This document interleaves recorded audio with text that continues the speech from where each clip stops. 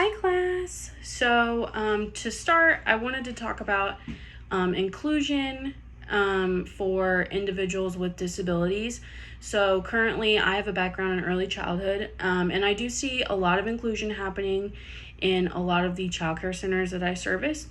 But what I'm seeing frequently is that my teachers get really frustrated in that they feel like there's a lack of training and they feel like they cannot provide what's needed for students that have disabilities. And we often see children that are on the spectrum, children with other learning or developmental disabilities that they don't quite know how to address. So while inclusion is definitely something that's happening and it's actively changing, I think that there needs to be a change in the way that we train our teachers and the resources that we give them so that they feel more supported, so that they can also be able to adequately support these students and have them integrated into their classrooms.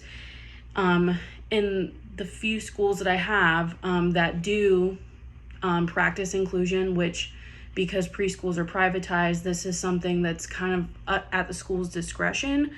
So I have a lot of programs that they seek out training to work with children that have different disabilities. And they basically make the class sizes smaller to allow for a better learning environment for them and to also feel like they have the time and the space to be able to give every student what they need. So those are the most successful kind of programs that I have when they do the lower ratio, a lower amount of students. But yes, overall, there is still a huge problem with students with disabilities being kicked out of programs, not feeling like they can be a part of the educational process in early childhood like other children are.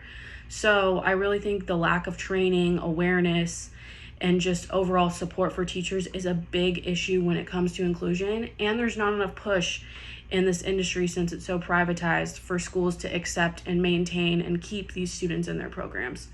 As far as self-determination, I feel like this is something that everyone should be able to do. Everyone should be able to make their own decisions for themselves. They shouldn't be belittled or made to feel like they're not capable of making those decisions.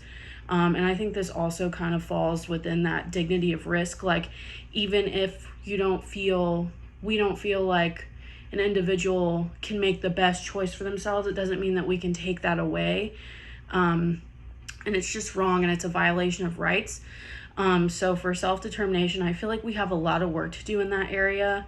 While all of the community programs that we've talked about in the course that allow for individuals with disabilities to make their own decisions and kind of go into these community programs that teach them how to self-advocate.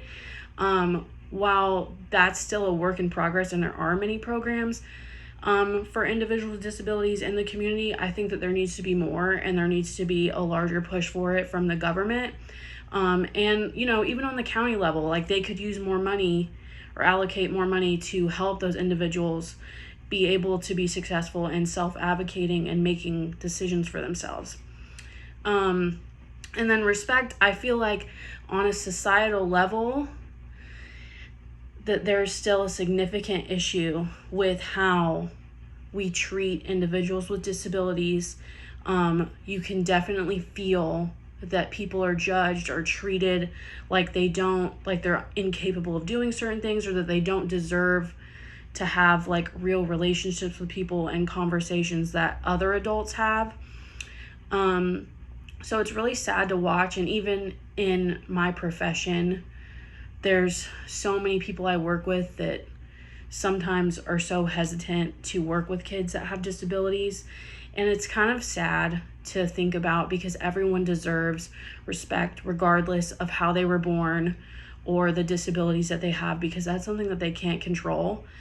So I think as a society, we have a long way to go as far as respecting and treating people as equals in society, and that just goes hand in hand with inclusion, self-determination, dignity of risk. If we're not practicing those things appropriately, then are we really respecting people that have disabilities? We're not. Everyone deserves to feel included, in education in society have the same opportunities as neurotypical individuals, and allow people to have control over their own lives and make choices, even if that choice might put them at risk. Things like voting, those are major ways that people are allowed to make their own choices and feel a part of society. So yes, while we are making progress in a lot of areas, there's still always going to be a lot of room for growth, because this is kind of a societal mindset that we have to be able to kind of get over that hurdle for. But that's all I got. Thank you.